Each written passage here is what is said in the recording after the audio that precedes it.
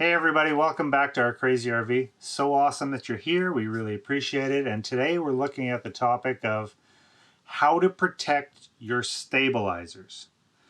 One thing I've noticed in many RVs is that the stabilizers are one of the most unprotected things on the entire camper, and they get utterly destroyed. We bought new stabilizers for our camper. I actually bought 4. So I had an extra set. And my original intention was to double up stabilizers to try something different for increased stabilization of the camper. And what I ended up doing was actually just getting some X-Chocks, and that fixed. So that's the reason I have. And if you're interested in the X-Chocks video, I'll link it down below in the description. So what I found is that I bought new ones, and then I went ahead and installed the new ones on the camper, and it was a year and a half later, and they were trashed. Okay, this got them right here.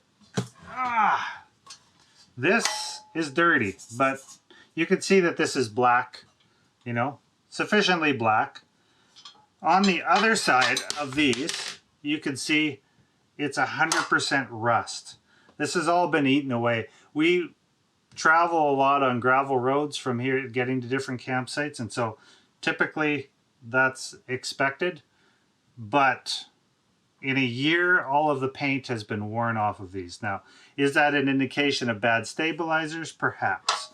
But the other problem is that the more mud and crap that you get on your stabilizers, the more that you end up with them not closing nicely, right? Because you get all of this garbage that's stuck in the end. You can see this one's actually falling right apart. So my stabilizers were completely garbage, and I figured there has to be a way to actually improve this.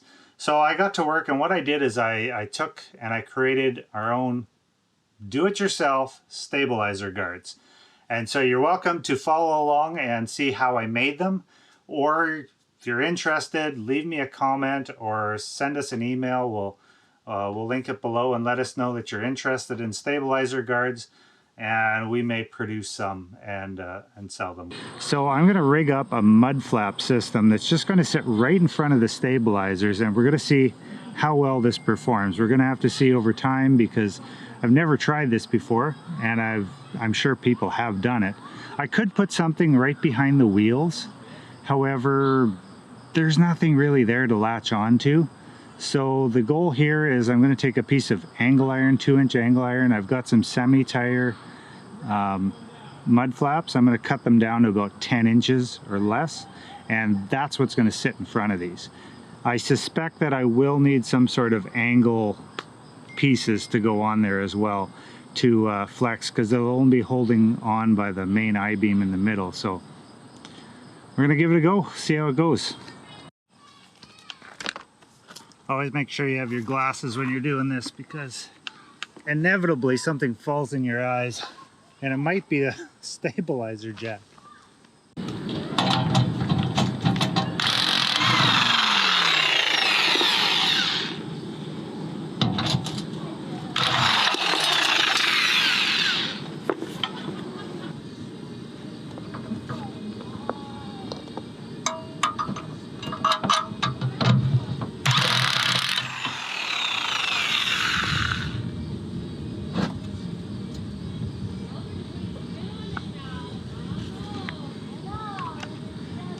Once you get the first screw in there, then it's smooth sailing after that.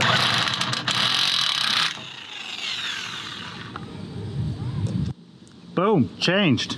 Thankfully I had those holes there from last time that I drilled. I drilled too many holes last time and changed the way I wanted to do it. This actually has a lot of different hole configurations that you can work with. So you peel this off. This is just a sticker. And then you can stick this up basically on your beam, figure out exactly where your holes are supposed to be. So it works pretty good. Here's my semi mud flap. I think like 10 inches or less even. It only needs to be about this big, because in all honesty our stabilizers are not that big, and if we keep them clean, then they should be able to, you know, retract all the way every time. And this is flexible and stuff. I know some guys have metal and stuff on there, but first things first though, I'm going to drill these out so I can fit a proper bolt through like I want, and then after that we'll measure and we'll cut.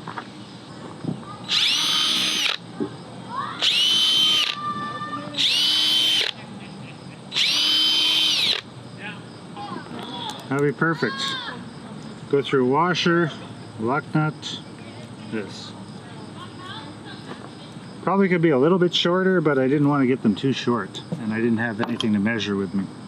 Okay, so next step is to decide how long we want this. So I still have the old one here. I'm just going to take this and measure it out. You know, I think 8 inches is going to be plenty. It's just to protect this part. Look at how worn that is. That's completely sandblasted. It's supposed to be black. I know it's dirty, but black, sandblasted. I did want to keep all of this, but it's way too long. I've never cut mud flap before, so I hope this works out all right. I did put a piece of metal under it. I don't want to cut Carma's tablecloth, or she'll be mad at me.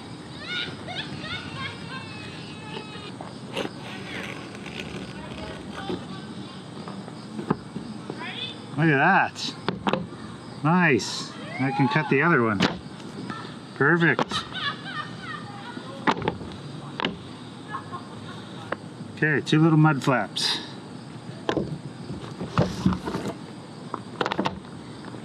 Okay, let's see how this looks. So that's a normal one. Like, even if it comes down, if we put that right up there, it's not obnoxious at all, and I think it works. One thing is that I might have to add some sort of frame or something in order to keep this, because I'm just going to put 2 bolts through here. So I might have to tack it on or something. We'll see. We'll start with this, see how it goes. So these mud flap holes are not exactly perfect, but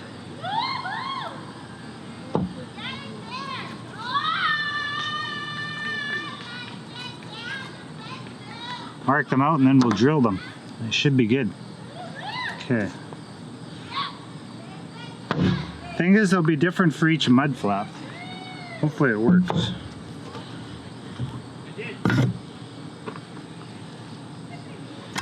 So that's the thickness I went with. It's 2 inch by 2 inch and 3/8. I want to say 1/8. 1/8. It's 1/8. It's not very thick, but let's see what we can do.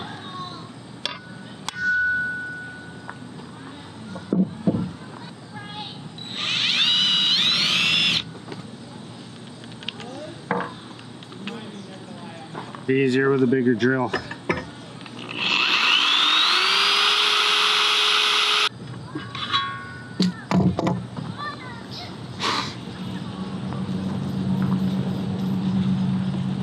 It's all the holes drilled on the first one, so we got our 2. These are going to go up in the frame, and then these 4 are where the bolts are going through to actually hold on the mud flap. So next step, we have to drill 2, go and mark, and then drill our 2 holes actually into the frame, which is like the worst part ever. And after that, we'll be able to mount this, although I think I'm going to spray paint it first.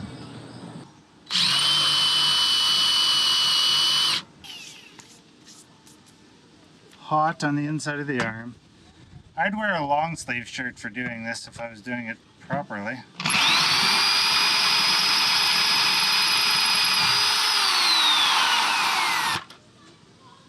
Nice. Okay.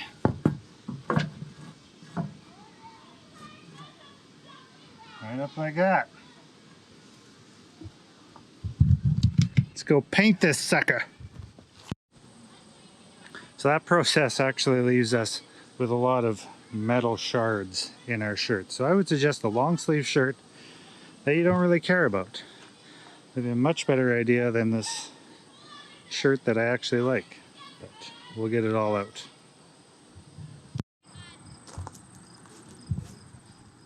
So we're gonna coat a spray paint on it. We gotta leave it for about 4 hours.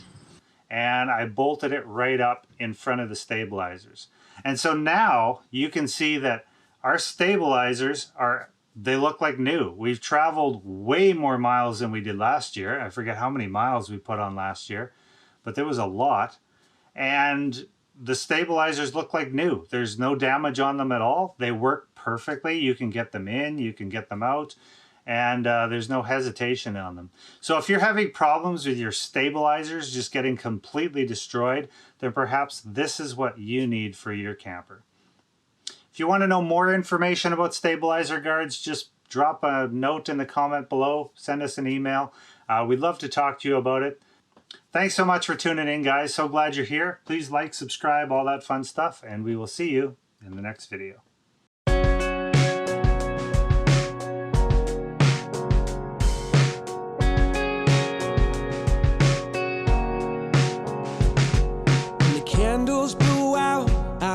Dismantled and lost it. The summer winds came with your voice so soft, and the ocean moved.